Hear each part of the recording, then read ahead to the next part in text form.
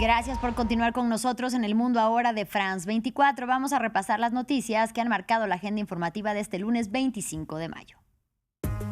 ¿Grande y significativo o no será? Esa es la advertencia de Donald Trump a Irán para que cierre un pacto, mientras Teherán afirma que las negociaciones avanzan, pero que un acuerdo no es inminente, ya que ambos países no logran ponerse de acuerdo en temas clave como el programa nuclear iraní. Ucrania responde a la ola de ataques perpetrada por Rusia el fin de semana. Al menos 6 personas murieron en un bombardeo de Kiev contra las regiones ocupadas por Moscú y las regiones rusas de Belgorod y Briansk. El Kremlin anunció nuevos ataques contra centros de mando e industria militar en la capital ucraniana. Tensión máxima en Bolivia. Continúan las manifestaciones y bloqueos en el país, al tiempo que la Central Obrera Boliviana prohibió a sus integrantes negociar con el gobierno de Rodrigo Paz. El Ejecutivo anunció que se reducirá su salario y el de ministros en un 50%. Y a las puertas de las elecciones presidenciales en Perú, el candidato de izquierda Roberto Sánchez tiene cuentas pendientes con la justicia. Es acusado por presunta falsedad sobre la recepción de aportes de campaña y este miércoles la justicia decidirá si será o no sometido a juicio. Lo vemos en minutos en nuestra sección Directo A.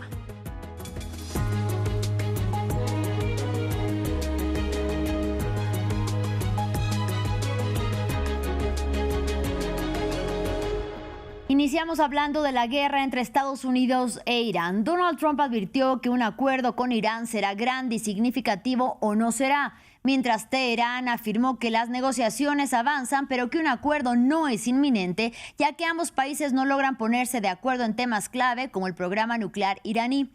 En medio de la retórica de ambos gobiernos, el principal mediador Pakistán continúa con sus esfuerzos diplomáticos celebrados por China. Para ampliar, conectamos con nuestra corresponsal en Beirut, Etel Bonet. Etel, buena tarde para ti. A casi 3 meses de iniciada la guerra por Estados Unidos e Israel contra Irán, ¿se puede hablar de un impulso en las negociaciones? Sí, buenas tardes, ¿cómo estás? La verdad es que la situación ahora mismo, Pakistán pues está siendo el principal mediador de estas negociaciones y sabe que se está jugando demasiado. En este caso es precisamente por eso, ¿no?, que después de haber estado en Teherán, el que es el jefe del Estado Mayor pakistaní, Asim Munir, y también el primer ministro Shehzad Sharif, han ido directamente a Pekín un poco pues para hablar de las últimas negociaciones que han tenido en Teherán, y también porque hay que recordar que Pekín es un amigo tanto de Pakistán como en este caso de Irán, donde con Irán tiene unas fuertes relaciones económicas, también con Pakistán, y evidentemente a China le interesa muchísimo en este caso pues que haya un acuerdo, especialmente lo que es lo referente, ¿no?, a lo que es los barcos petroleros que puedan seguir cruzando por el estrecho de Hormuz y que finalmente pues termine, ¿no?, pues ese bloqueo que ya ahora mismo que está afectando tanto al mercado mundial del petróleo. En este caso, y lo más importante de estas negociaciones, que al principio, quiero decir, estas conversaciones de hoy que ha habido entre Pekín y Islamabad, lo más importante es que a última hora de la tarde el diario Al-Hadad, que es de Arabia Saudí, ha dicho que la única manera que a lo mejor en este caso Teherán estaría de acuerdo a entregar lo que es uranio enriquecido, porque hasta el momento pues no ha habido ningún compromiso, ¿no?, por parte de Irán de que vaya a entregar el uranio enriquecido, y este es uno de los grandes escollos que está habiendo en estas negociaciones. Ha dicho que finalmente podría ser China, y esto es probablemente, ¿no?, lo que se ha habido, quiero decir, lo que ha habido pues detrás, ¿no?, de estas negociaciones de hoy, de estos encuentros pues entre bastidores, precisamente pues para hablar de este tema tan importante. Etel, y mientras tanto continúa la retórica de la administración Trump y de la República Islámica, que no logran ponerse de acuerdo precisamente en temas claves como lo que tú mencionabas. ¿Qué pasos están dando? Sí, pues independientemente de que además es algo que se ha dejado pues para esos 60 días después, para esos 2 meses que va a haber ahora, porque ahora mismo no se está hablando de un acuerdo duradero, sino que se está hablando de un memorando de entendimiento entre los dos países de 2 meses. El primer mes sería más para el tema energético de lo que es el estrecho de Hormuz, el tema económico, quiero decir, pues para que hubiera ese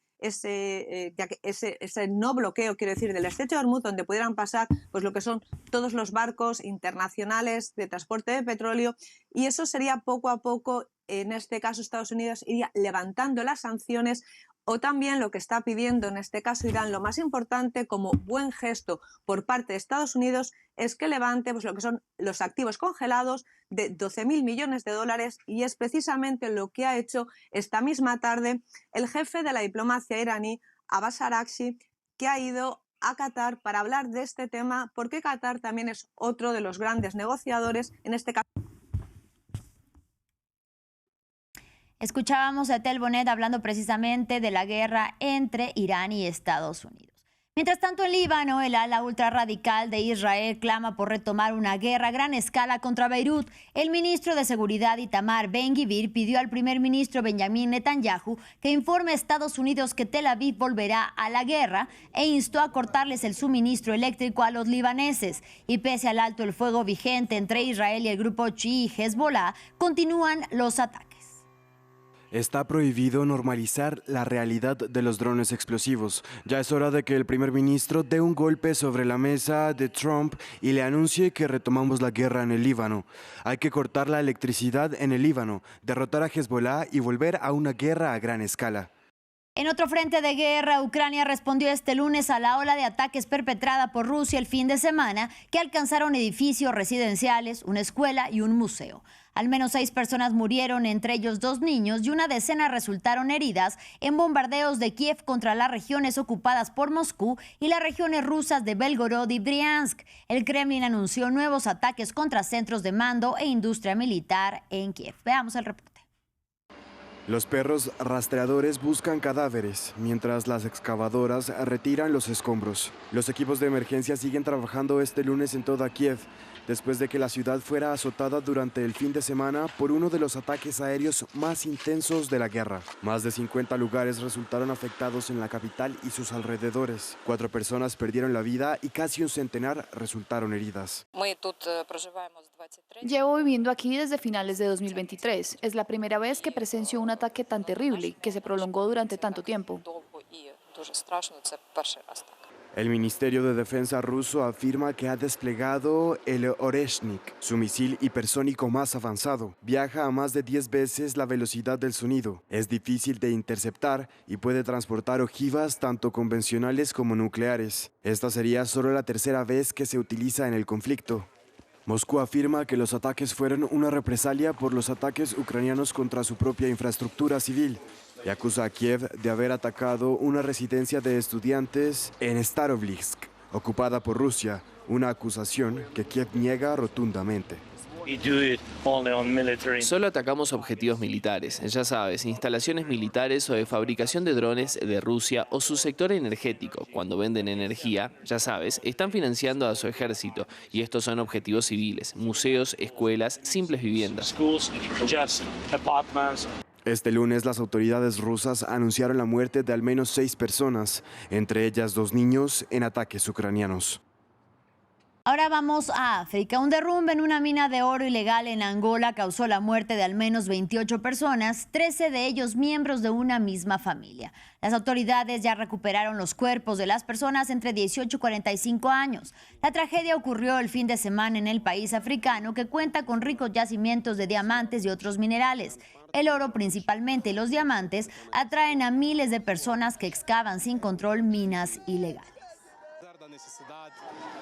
En información de la región latinoamericana, tensión máxima en Bolivia, donde continúan las manifestaciones y los bloqueos que han derivado en enfrentamientos con la policía y el ejército y provocado el desabastecimiento de alimentos, combustible y medicamentos, entre otros productos. En medio del caos, el presidente Rodrigo Paz anunció que se reducirá su salario y el de ministros en un 50%.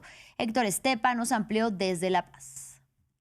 Bolivia amanece hoy con más de 50 bloqueos en las distintas carreteras del país que están impidiendo la entrada de víveres y suministros en esta ciudad, La Paz, sede del gobierno. Todo indica que continuarán. La Central Obrera Boliviana, que es la mayor organización sindical del país y que lidera a los manifestantes, ha instruido a sus miembros a que no participen en negociaciones con el gobierno si no se retiran las órdenes de arresto que existen contra algunos de sus líderes. Dicen también que no negociarán continuarán hasta que no se liberen los detenidos en las operaciones de desbloqueo de los últimos días. Para este lunes está convocada una nueva marcha de la Federación de Campesinos de La Paz aquí en la sede del gobierno, mientras algunos sectores manifestantes piden una masificación de las protestas. Podría haber otro foco de problemas porque ante la falta de combustible los transportistas de La Paz han amenazado con bloquear la ciudad si no llegan camiones cisterna. Mientras tanto, el gobierno se activa en el Parlamento. El Senado retiró ayer una ley aprobada en 2020 que limita considerablemente la declaratoria de estados de excepción. No está en firme, tiene que ser discutida ahora por la Cámara de Diputados, pero la decisión se produce mientras algunos sectores presionan al gobierno para sacar al ejército a las calles y acabar con los bloqueos. En Brasil, el presidente Luis Ignacio Lula da Silva inició un tratamiento de radioterapia superficial preventiva después de que fuera sometido a cirugía el pasado 24 de abril para retirarle una lesión cutánea en el cuero cabelludo. El mandatario de 80 años aspira a un cuarto mandato en las elecciones de octubre y será sometido a 15 radioterapias, pero seguirá sus actividades diarias sin restricciones.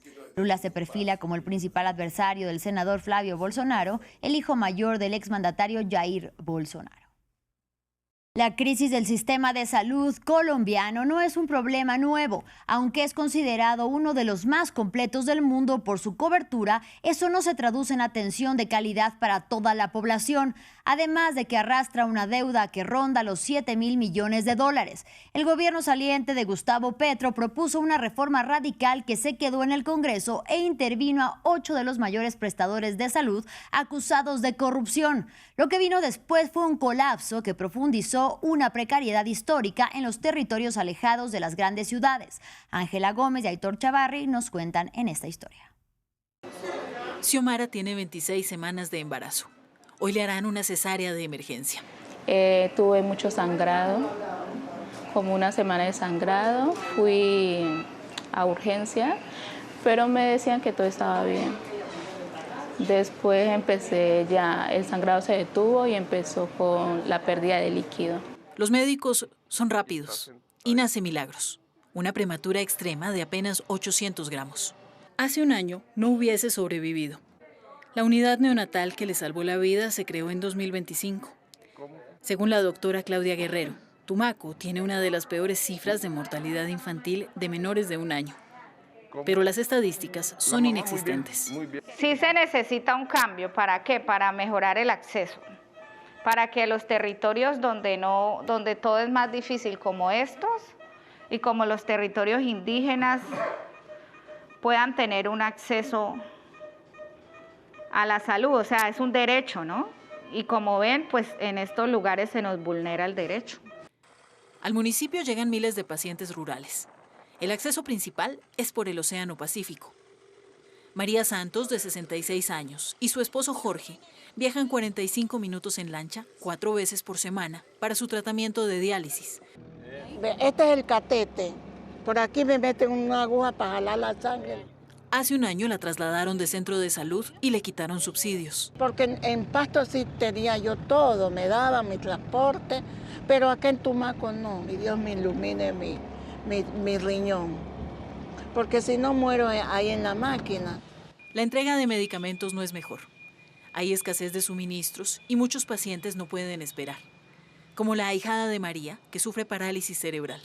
Como desde noviembre no nos entregan pañales. Me dijeron que viniera el 19, después que viniera en enero, después que viniera en febrero. La joya del Pacífico, una víctima más del abandono histórico a las poblaciones rurales y del colapso del sistema de salud, con un intento fallido de reforma del gobierno Petro. Vamos a Directo A. El 7 de junio los peruanos irán a las urnas para elegir a su nueva presidenta o presidente y lo harán entre la candidata de derecha Keiko Fujimori y el candidato de izquierda Roberto Sánchez. Pero el considerado como delfín del exmandatario Pedro Castillo tiene cuentas pendientes con la justicia. Es acusado por presunta falsedad sobre la recepción de aportes de campaña entre 2018 y 2020 y este miércoles será cuando la justicia decida si será o no sometido a juicio. Para ampliar conectamos con nuestro corresponsal en Lima, Francisco Francisco Zacarías. Francisco, muy buena tarde. Faltan 13 días para la segunda vuelta de las elecciones presidenciales en Perú. ¿Cómo va la campaña electoral y qué se sabe de la audiencia judicial del miércoles 27 a la que acudirá el izquierdista Roberto Sánchez? Buenas tardes. Según los últimos sondeos de opinión, Keiko Fujimori cuenta con 39.5% y Roberto Sánchez con 36.1% de intención de voto. Según la encuestadora Datum, lo que está ocurriendo en estos momentos en este país es que ambos candidatos están en un empate técnico y todo podría modificarse con lo que ocurra este domingo 31 de mayo durante el debate presidencial. Hay que señalar que en paralelo está surgiendo una campaña que promueve el voto blanco o viciado por ciudadanos que no están de acuerdo ni con Keiko Fujimori ni con Roberto Sánchez. Hay que señalar que esta contienda electoral está tomando un matiz judicial, porque la justicia peruana ha citado para este miércoles 27 a Roberto Sánchez en un proceso en el cual se le está acusando por presuntamente haberse apropiado de dinero del partido Juntos por el Perú. La acusación va por una supuesta apropiación de más de $80.000. La justicia peruana está requiriendo a la Fiscalía para que sustente la acusación. El Ministerio Público afirma tener un sólido caso con 164 pruebas que sustentan la acusación de que Roberto Sánchez y su hermano habrían desviado dinero del partido político hacia sus cuentas personales. Estos hechos, la Fiscalía está exigiendo a la justicia más de 5 años de cárcel contra Sánchez, y el candidato izquierdista lo que ha dicho es que estos hechos no han sido tal cual. Él está rechazando las afirmaciones del Ministerio Público, ha dicho que va a probar su inocencia. Estos hechos le explotan a Roberto Sánchez a pocos días de la contienda electoral por segunda vuelta y, tal como señalan algunos analistas, podría restarle votos en los electores que todavía lo siguen y están manifestando apoyar a este candidato. Por otra parte, Pedro Sánchez no es el único metido en líos con la justicia. Abogados del expresidente Pedro Castillo anuncian una denuncia penal contra los principales líderes del partido de Keiko Fujimori, entre ellas la propia fórmula de Keiko. ¿Cuáles son los motivos? Justamente José Domingo Pérez y Roy Mendoza, abogados del expresidente Pedro Castillo, acaban de anunciar que van a interponer una denuncia penal por delitos de conspiración para la rebelión contra Miguel Torres, candidato a vicepresidente de Keiko Fujimori. ¿Por qué ocurre esto? Es que en las últimas horas, durante una entrevista en televisión, Miguel Torres se fue de boca y afirmó que la salida del poder de Pedro Castillo fue sumamente difícil porque tuvieron que hacer una gestión que participaron algunas personas para lograr que Pedro Castillo saliera de la presidencia. Miguel Torres reconoció y confesó públicamente de que en estos hechos participaron algunos congresistas, algunos miembros de la Fiscalía y hasta algunos periodistas. Él ha dicho que se tuvo que hacer esto para que Pedro Castillo fuera retirado del poder y las cosas volvieran a la normalidad, según lo expresado por Miguel Torres. Al respecto, Roberto Sánchez, el autoproclamado sucesor político del Pedro Castillo, ha sido enfático al señalar de que lo que acá habría ocurrido se trataría de una conspiración, y esto prueba de que el fujimorismo habría estado detrás de la salida de Pedro Castillo y probaría que existió una coordinación entre la Fiscalía y miembros del Congreso. Es por eso que los abogados de Pedro Castillo están emprendiendo una denuncia penal contra Miguel Torres y los principales miembros de la cúpula de la agrupación política y todos los que resulten involucrados responsables de esta situación. La lideresa del fujimorismo, Keiko Fujimori, ha sido enfática a señalar de que los hechos no ocurrieron tal como es la narrativa de los seguidores de Pedro Castillo y que todo habría sido una consecución de acciones de la sociedad civil, y lo que ha esgrimido Miguel Torres sería más que una exageración. Vamos a ver cómo sigue este proceso, por lo cual se está mostrando que tanto Keiko Fujimori como Roberto Sánchez están metidos en líos judiciales. Esta situación está sacando, digamos, el ánimo del electorado de apoyar a Roberto Sánchez o Keiko Fujimori. Hay, según los últimos resultados de la Oficina Nacional de Procesos Electorales, un 17% de ciudadanos que ha votado en blanco o viciado y que no tendría ningún tipo de favorecimiento por Keiko Fujimori o Roberto Sánchez. Muchísimas gracias, Francisco Zacarías, por la información desde Lima. En nuestro reportaje del día hablamos del 15 de mayo, día en el que los palestinos conmemoran la Nakba, en referencia al éxodo forzado de los palestinos durante la creación del Estado de Israel en 1948. Casi al mismo tiempo, los israelíes celebraron lo que denominan la reunificación de Jerusalén en 1967, es decir, la ocupación y posterior anexión de la parte palestina de la ciudad. Esta es la historia.